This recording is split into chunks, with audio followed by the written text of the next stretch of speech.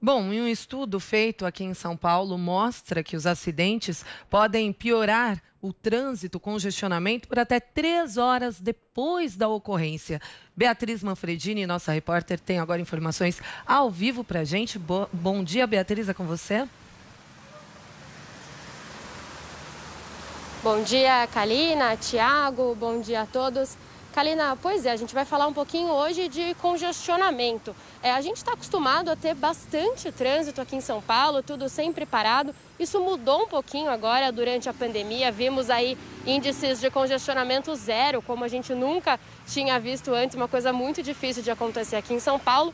Mas hoje eu estou aqui na Vila Romana para falar o contrário, para falar um pouquinho como os congestionamentos podem sim impactar a vida das pessoas, para a gente tomar ainda mais cuidado agora que com a flexibilização as pessoas estão voltando à vida normal e que a tendência é que os congestionamentos voltem a funcionar, né? Voltem a acontecer. Para a gente ter uma ideia, a chance de um acidente acontecer dentro de um congestionamento leve é 4 vezes maior do que se não houvesse trânsito. E quando há um congestionamento mais pesado, essa chance de acidentes aumenta para 6%. Isso também acontece, segundo aqui um estudo do Instituto Cordial, com atropelamentos. A chance de alguém ser atropelado em um congestionamento leve é 4,5 vezes maior do que se não houvesse trânsito. E se há um congestionamento pesado, a chance de atropelamento sobe para 8,5 vezes, sobe 8,5 vezes. Então, realmente aí, para a gente ver como os congestionamentos, como o trânsito pode impactar na vida das pessoas. E para conversar um pouquinho sobre isso, a gente está aqui com o coordenador desse estudo do Instituto Cordial, Luiz Fernando Vilaça. Luiz, bom dia. Queria que você me falasse um pouquinho como que o congestionamento impacta diretamente na vida, não só dos envolvidos no acidente, mas de todo mundo. Bom dia. Uma coisa que a gente viu no estudo é que quando acontece um acidente, o trânsito ele é influenciado de forma geral na cidade. Então a gente tem um aumento de 32% no trânsito na hora seguinte ao que o acidente aconteceu e que esse trânsito demora até 3 horas em média para voltar ao normal. Então é importante ver que o acidente ele não impacta só a vida daqueles que estão envolvidos no acidente, mas em todo mundo que está de alguma forma trafegando na cidade, né? E a gente estava falando que tem um índice muito importante aí também de acidentes e de problemas com motocicletas, né?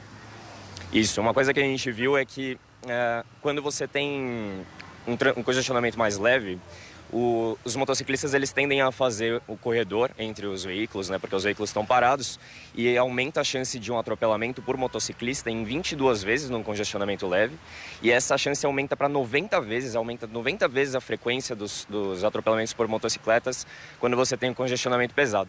Então isso indica muito uma necessidade de que os motociclistas trafeguem em velocidades mais reduzidas, implica muito que eles precisam enxergar, ter visibilidade do pedestre que está atravessando, seja na faixa, ou que se o pedestre for atravessar fora da faixa, que ele evite fazer isso, porque ele se expõe a mais esse risco de atropelamento pelos motociclistas que estão fazendo corredor. Resumo então, Luiz, é que a gente tome mais cuidado ainda agora que o congestionamento está voltando ao normal. Todo mundo, motoristas e pedestres.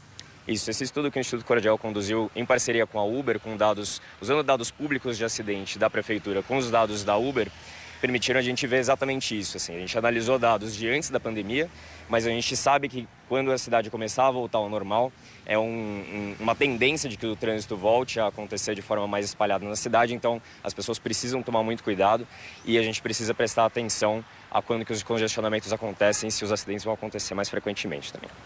Obrigada, Luiz. Kalina, pois é, então a gente conversou aqui com o Luiz Fernando Vilaça, que é coordenador desse estudo do Instituto Cordial, e contou um pouquinho aí sobre os perigos do congestionamento, que causa muito mais aí do que só o transtorno de ficar parado dentro do carro, né, Kalina?